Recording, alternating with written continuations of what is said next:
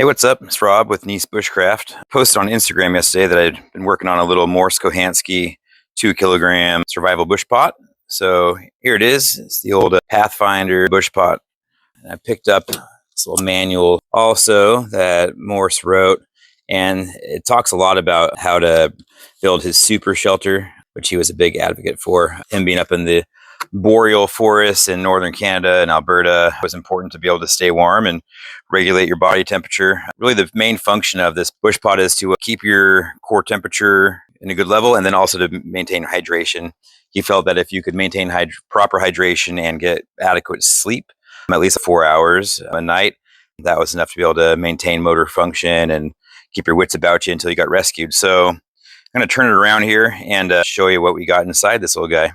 Before I get too much further, let's give this a little weigh here. The idea is obviously to be under 2 kilograms, and she sure is. So we're at 1.25 kilograms or just over. Anyway, she meets the requirements that way. Let's see what we got inside. All right, so here we go. First thing that we'll talk about is that Morse was a big proponent of these Moore knives. This is just a Moore companion. I put a little forced patina on there. This is actually my first Bushcraft knife that I got when I first started getting into the hobby. It's a little ferro rod I have on this side, wrapped up with a little bit of Gorilla Tape there, and I also put a 90-degree spine on here so I can strike the ferro rod with the knife.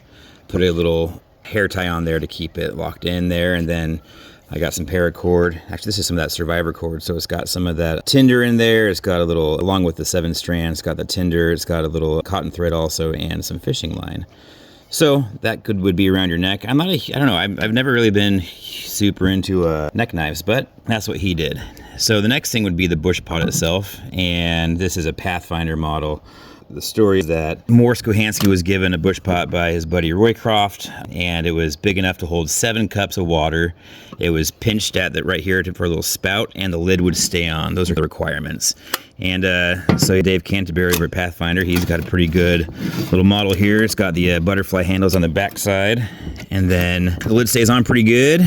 So let's open it up and see what we have in here. So right from the get-go, we got some paracord. It's that same stuff that's on there. This is probably about 25-30 feet of it, all hanked up, ready to go. So we got the paracord there. And then, so let's go over here. So here I just have some Vaseline covered cotton balls, just in this little tin, keeping it shut with this Ranger band there.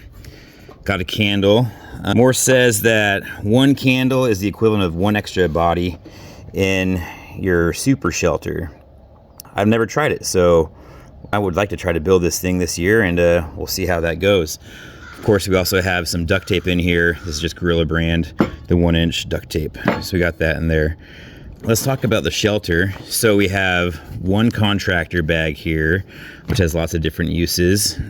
That could be used for a browse bed, could be helped with the shelter itself. This is a 9x12-foot painter plastic drop sheet. It's about the 1 mil, and this is what you would create the front of your super shelter with, as you would reflect, or the heat would go through here, reflect off the Mylar back, which we'll get to, and would be kept in via this dude. So there we go. And then also the third component of the super shelter would be your Mylar space blanket.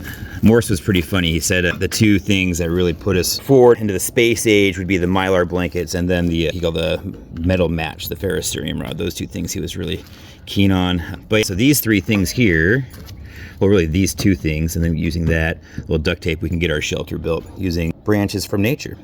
Anyway, so what else do we have in here? I do have a whistle. He's like a whistle, a compass, and so in here, I have the compass on top. We have a signal mirror inside here, and then I have some actual strike anywhere matches inside here. The whistle's pretty loud. I won't blow it, so I won't blow your ears out. And there's a little, I think there's a little ferrocerium rod on the side there too, which is pretty sweet. Anyway, orange, got a lanyard, hard to lose. The side here, I don't know if we can see that, but I have I think this is only a 24-inch buck saw blade that winds in there pretty easily, and then you can use that along with, I got a couple little rings in here, and we can fashion up a buck saw or a bow saw pretty dang easily. So you would use that to help get your shelter together. I have a backup ferro rod in here. This is actually a better one than the one that's on there, with a striker. He was a big advocate of these H-style bandages. You can see that there, because they're really handy going over your knuckles and things, because that's where, when we're using knives and stuff, that's where we get cut mostly. So I got my bandages there. I got Imodium, because I figure if we're trying to keep our water in us, it's good to have that on you. Then also just like a small little sewing kit. So in this copper tube, I have some sewing needles. I got a few safety pins, and I got a little bobbin rather, with some wax thread on there. And then I have a little light that I attached to here, so if it's dark out, I can see in there. All right, so there you have it, all packaged back in here. So the old Morse Kochanski survival bush pot, 2 kilograms or less. It's pretty cool. It's a fun little project, and hopefully this summer I get out there and try to put one of these things together, and if I ever have to in a real survival situation, I'll have that skill under my belt. Anyway, hope you have a good one. Take it easy. Again, it's Rob with Bushcraft. We'll see you on the next one.